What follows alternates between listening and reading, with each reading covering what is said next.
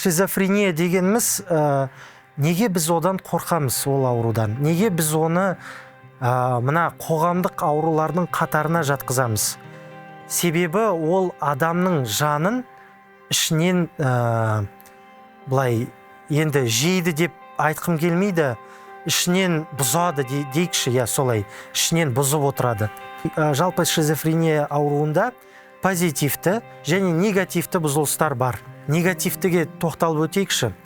Негативті дегеніміз адам баласы ішінен ерік бұзылыстарын алып келеді.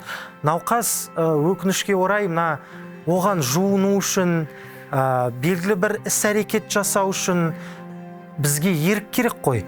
Ол еркі бұзылған болады. Және екіншіден эмоционалды бұзылыстар болады. Эмоционалды науқас дөрекі бола бастайды. Ол ұзақ жылдар болған шизофрения ішкі жан дүниесін былай дөрекі қылады, робот сияқты қылады. Эмоцияларды сезе алмайды. Менде практикамда осындай ситуация болды. Науқас пен әкесі екеуі теледидар алдында кино көріп отырған ғой кешке. Бір кезде әкесінде инфаркт сияқты симптом пайда болады. Жүрегі қысып қалады, әйтеуір жерге құлайды. Сөйтіп жерге құлағаннан кейін баласы көреді, кофесін былай ішіп отырады қайттан. Ешқандай ішінде күйзеліс пайда болмайды.